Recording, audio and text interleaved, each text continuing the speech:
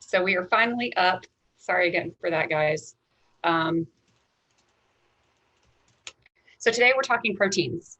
And if you have not been following along with our Healthy Living webinars for the last few weeks, the first couple weeks we talked about our 8 colors of fitness. Then we talked about, we took a deep dive into that for a second week, and then we moved into the the 6 essential elements. And really covered a wide variety of, or really took a deeper dive into vitamins that week. And then we went into carbohydrates and then fats. And today we are talking about protein. So protein is another one of those essential elements. And so what we mean by essential is you can't not have it in your diet. We're going to talk about a variety of ways that you can put protein in your diet, but protein is essential for all humans to have a nice, long, healthy lifestyle.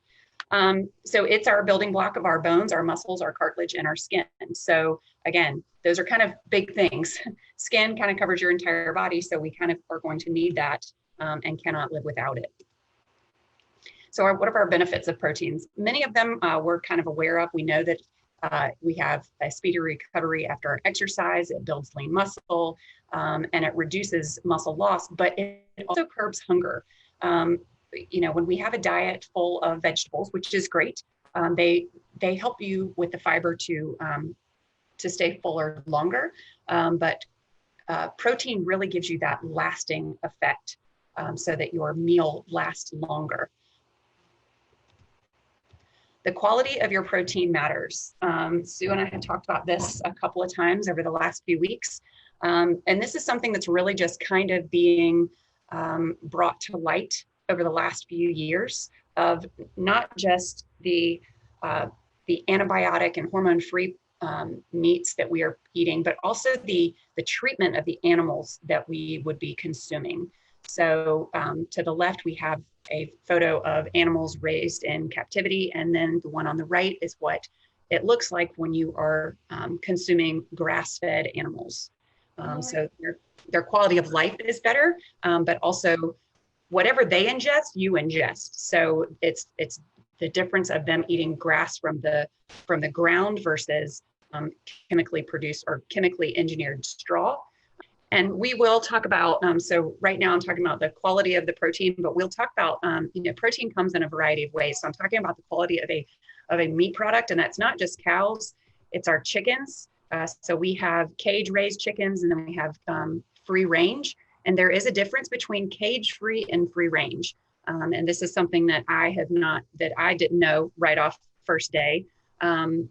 Cage free means that there are opportunities that the chicken is out of a cage, but it doesn't mean that it has the ability to run around the farm, whereas free range chickens roam free. Beef, we talked about free range chicken, but it's also true with your fish. So we have farm raised fish, and then we have wild caught fish, and farm raised fish are just not sustainable in nature. Also, the quality of the food that they are given is different. So when you talk about a wild raised fish, they are eating what comes natural to them, whereas a fish that is raised in captivity is provided feed, which may not be natural to their chemical makeup. So again, just 3 different options when we talk about the quality of your meat. Things that are raised more in their natural environment are going to be healthier for you because they're eating the way that they were developed to eat and live their lives, and it's just a lot more humane for the animal as well. So how much protein do you need in a day? So this is basically the size of a single meat serving, and we'll talk a little bit more about what other serving sizes are, but it's essentially 4 ounces of meat is about the size of a deck of cards. We've also talked about a serving size being 3 ounces, which the regulations are kind of moving upwards from what was 3 ounces is kind of pushing more towards 4 ounces per serving. And so that's about the size of a deck of cards. Previously, we had talked about it being about the size of your palm. And that's both in the size, but also in the thickness. So, if you have ever pulled out a chicken breast and it's like this big, and you're like, that's great, that's my serving size for today. Even the packaged products that come in, those might be larger than if you are really wanting to regulate your proteins, I would recommend investing in a scale, a kitchen scale. They're very inexpensive, but if you're unsure of your portions, then those can be very helpful to help you portion size out based on weight. So where do I get protein if I don't eat meat?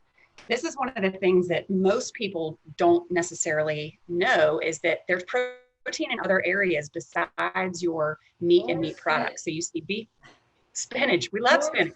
More kale. Spinach. Popeye said it. So beef is 25.8% spinach is 25.8% protein, but then you look at spinach and it's 49% protein. Kale is 45% protein. Broccoli 45% protein. Chicken is 23%, but cauliflower is 40. Mushrooms are 38. Parsley 34. Now I don't know anybody who just goes around munching on a bunch of parsley, but it's added in there. Even cucumbers have a higher percent of protein. Eggs are just at that 12%. So there are lots of other ways. Green peppers at 22, cabbage at 22, tomatoes at 18. There are lots of other ways to get meat into your diet besides just going the legume or the nut route, which we'll talk about that as well. But many vegetables contain large amounts of protein as well. One of the things that I also... Cucumber was the one that surprised me. I hadn't looked at that in a while. No, when it popped up, I was kind of shocked, but I was excited because I love cucumbers. Another thing that we have is that we've made really big strides in plant-based products. So if you're someone who says, I'm either giving up meat or I want to add some more plant-based items in, but I don't know how to do it, they make a lot of really great plant-based burgers, chicken substitutes. And Sue was talking about this the other day. We're sampling out, other items because we're cooking a lot more. And so this is a really great opportunity to try some of these products and kind of just substitute them in where you would have had a burger. Instead, you're having a plant-based patty. And you may find that you don't even notice the difference. I know that I sometimes try to trick the family. I'll admit it. So I took that route and I tried to trick them, and I didn't need to. Actually, the one on the right, the Beyond Burger, was the exact one that we tried. And my entire family loves it. They're like, we would eat this all the time. Again, as Lori, I think the key point she said, when you would have a burger, that's when you can substitute that. I think some people will look at it and say, oh, it's plant-based, I'm going to eat it all the time. Yes. Still pay attention to the ingredients, but that one it actually tastes really, really, really good. Yeah. So I've been really pleasantly surprised. I had told you guys that I am gluten intolerant. I was not gluten intolerant for most of my life. And so I am paying attention to some of those things. And I do know from my friends who are either gluten intolerant or have been their whole life or have had celiacs, there weren't a lot of gluten-free products that were out there. So, it was a struggle back then. So, but for those who are, really wanting to either back protein out of or meats out of their diet from a humane standpoint, or you're backing it down for a medical reason, or you're just wanting to try to add different proteins in, the varieties are really out there and the quality of them are really good. So when we first started down this route, I will say that I was not necessarily a huge fan, but now these products are really good, and you may find that you like them just as much, if not more, than their... Yeah, the other thing that I will say is because they're new to the market, which generally happens when you go to a Harris Teeter or a Fresh Market, these right now are really expensive. We have found them at a BJ's locally, and this particular Beyond Burger is much more cost effective right now at that location versus going to a Harris Teeter, or because that might be the common concern a lot of people do have is, have you seen the cost of those for what you get? So just something to think about. Good point. So again, other things that you can use are legumes or beans, and there's a variety. So this is just a quick snapshot of how many options are out there, but there's tons.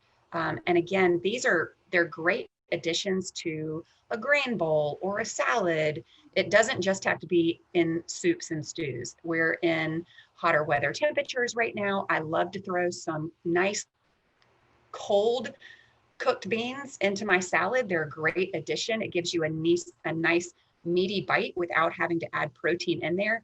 And they also stay, because they're nice and cool and crisp, it just cools you down as well when you cool yourself from the inside out. So beans and all varieties are a great addition for. Hey, Lori, have you found a trick? I think one of the things that turns people away from beans is how to cook them and how to cook them right. I've cooked them where I have messed it up. Have you found an easy way to cook beans or a little tip for that? So my mom actually turned me on to pressure cooking. I had never done that before. I have just recently upgraded to a multi-unit that's a slow cooker, pressure cooker, air fryer, all in one. So it's really nice. And I will tell you, it sits on my countertop every day now. Whether we are air frying something or pressure cooking. Yesterday morning, I put in food for slow cooking so that we had food in the evening. Knowing how our schedules are a little crazy right now, making sure that the family got fed well. But pressure cooking is great and it's fast. It used to be with beans, you really need to soak them overnight or even 2 days, depending on the size of the bean. And then you have to cook them. And you could actually have to cook them for a day or longer, depending on the size of the bean. So pressure cooking is a great way to get that down. I've actually been able to pressure cook beans. I think I was able to do it in like an hour. Wow. Which is really nice. I can't remember the bean that I was using. It was a smaller bean. And so size will definitely change on that, but pressure cooking saves you time. Awesome, awesome. That's funny, Lori. I'm glad that you brought that up. As you can see, Lori and I are, I shared this with Lori before I jumped on. I said, I'm going to look a little tired when I get on the call because we're all working really hard to get our branches ready for you guys to come back to and offering the outdoor stuff. So we're looking a little peaked today. Yeah, little peaked today, but that's okay. We appreciate the forgiveness. So again, making small changes with your proteins, it's important that you only change one thing at a time. So if you are trying to add more protein into your diet, to Sue's point, she really likes to wake up and have protein first thing in the morning. I am the same. I probably, I definitely add a protein to every meal that I have. So I eat protein, breakfast, lunch, and dinner, but then it's also part of my snacks that I have. But for my snacks, it's not necessarily a meat product. It's probably nuts or vegetables, or I'm also a huge fan of what I guess I would call like a nut sauce. So hummus is another great option. So that's derived from beans. So I would love vegetables and hummus in the afternoon, nice cold snack, easy to transport and take places with you. So I do eat protein throughout the day and it helps me stay full longer. And we had talked about this too, and it's not just a feeling, it's a mental aspect too. I don't want to constantly feel like I need to go get some more chips and to grab this. The memes have been all over Facebook and Instagram of, I need to start wearing my mask inside the house so I'll quit eating. And so definitely proximity to our refrigerators. And as you guys have seen, Sue's in an office right outside her pantry. So you keep seeing her kids going back into the pantry to grab snacks. Yes. And they always wait until I get onto these things to do that too. Oh, I love it though. It's just our reality right now. It's what it is. Yeah. But when you're looking at what you want your changes to be, in 1 week, I would like to do what? And then as you're thinking about that, you need to think about in 1 month, I want that to do this for me. So why are you making that change? Is it because you feel hungry throughout the day and you're hoping it will better satisfy you? Are you looking to increase your muscle mass? Are you looking to maintain your weight a little better and you want to try to back some of the starchy or carbohydrates out and maybe supplement in some more protein in your snacks where you've been adding more carbohydrates? But think about so it can't just be, I want this goal. It's, I want this goal to do this for me. So I'm adding more protein here because I want this. So is it, I always eat yogurt and fruit for breakfast and I'm always hungry by 10 a.m. So I'm going to add a different variety in. And here's another thing. Sue talked about how she has this granola that she loved. And again, you pointed out that I'm gluten intolerant. So I am grain-free for the most part, but I have a great grain-free granola that I love adding to yogurt and fruit and adding in, so that's just another way I can add in protein because grain-free granola is mostly, it's nuts and honey. So it's still delicious. But when you're making these goals, Remember that we want to make them SMART. So they're specific, they're measurable, they're attainable, they're reasonable, and they're timely. And what I mean on that is when you make your goal, be specific about what it is. So if it's weight loss, how much weight? Not just I want to lose weight. How much weight? Measurable. So we have to have a time or a size on that. Is it 2 pounds? Is it 5 pounds? Is it 10 pounds? Is it attainable? You have to give yourself the time in order to get that, which is when the reasonable comes in. To say I want to lose 5 pounds, done, no problem. Say I want to lose 5 pounds in 2 days, not happening. Say I want to lose 20 pounds in a week, not happening. We really look at weight loss as 1.5 to 2 pounds maximum per week. And usually everybody says, oh my gosh, but I want to lose weight so much faster. And please remember that when we gain weight, we don't gain it overnight. So it's not that one snack that you had that all of a sudden, I just ate a bag of M&Ms one time and I gained 10 pounds. That doesn't happen. It's the snack, it's the cookies and candy and overindulgence that we do over time that creates the weight gain. And we have to give ourselves the exact same time to lose the weight back off. So we want to do it slowly. When we have those really quick weight loss, it's typically a lot of water weight that you're losing in the beginning. Fat takes time to burn off. You can add exercise to that, that can help, expedite the process. But again, you're still going to stay in that 1.5 to 2 pound range. If exercise is not in your daily habits, it could go a little slower, but be patient with it and know that the slower it comes off, the longer it will probably stay off. And then make it timely. So again, that kind of all falls into the same thing of how much time are you going to give yourself to lose weight or to gain muscle. So if you're someone who says, I really want to add on 10 pounds of muscle, that too, you have to give yourself time for. So you're adding in additional proteins and you're upping your strength training in order to help gain those or to help give you those muscle gains. But those two need to come on slowly. We're not going to add that overnight, and we need to give ourselves time and patience. And I think this is the great time.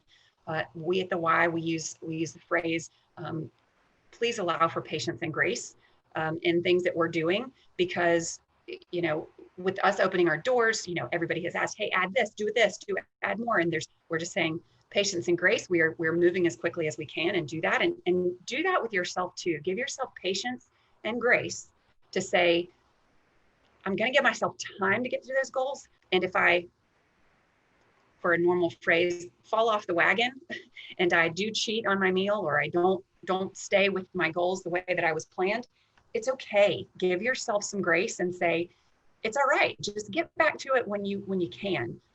Beating ourselves up over a mistake is certainly not going to help anything. And it's not going to get us to our goals faster, and it's not going to make us feel any better.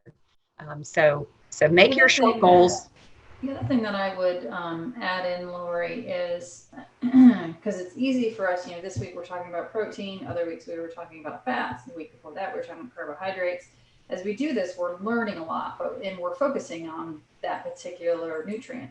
And it's easy for us to put those in silos and say, how am I gonna do this? I think one key point that Lori made in this is understand what your goal is first. Because for some of you, it is weight loss. Some of you, it is I want to eat healthier. Some of you, it's your energy is extremely low, and that can be tied into a lot of things. So when you're doing these things, make sure you look at the big picture in terms of your goals and all across the food spectrum, from carbohydrates to proteins and fats and stuff, and where your gaps are. So that way you're better in tune with the changes that you're making and how it coincides with other things. An example I would give is a lot of people hear protein. So they remove, and I think Lori said this in the carbohydrate video. So go back to that and listen to it again if you need. But a lot of times people will swing the pendulum that way and say, I'm going to go all in protein. I'm going to cut out all my carbohydrates, because they're just not knowledgeable of those fruits or those vegetables or those foods that are actually a good blend between proteins and carbohydrates. And so they're trying to shift the pendulum and just focus on one thing. So all I would just encourage you guys to do, and I think we've said it before, is to look at your whole picture first. Again, going back to where are the gaps in your picture, and then work into those a little bit at a time, as Lori said. Perfect. Yes. So yes, if you did not see our last few weeks, go back and check those out. If you're joining us on Facebook, they're still in the video library. If you are if you are a YMCA of Greater Charlotte member, we are downloading these and adding them to the app, so you can access them that way as well. If you're looking for a quick search for them, just look under wellness, and you will find the videos that we have uploaded there. So go back and check out the 6 essential nutrients. Go check out our deep dive into carbohydrates and fats. One of the things that you will find across the board are vegetables. They're everywhere. They're part of your carbohydrates. They're part of your proteins. You can even add the avocado as part of the fruit that is, in your fat category. So they're everywhere, and they're healthy for you. And that should be the majority of your plate. Carbohydrates and proteins take up the other half. So definitely go back and check those out. Look for also, I'm sure you've heard it 1,000 times, but it is so very true. When you look at your plate and you're getting ready to eat, how colorful is it? Is everything white? Is everything tan? We want the greens from the spinach that's been, lightly steamed, or the kale, the peppers, the tomatoes, carrots, everything. They add so much vibrancy and color, but not just that, they add texture.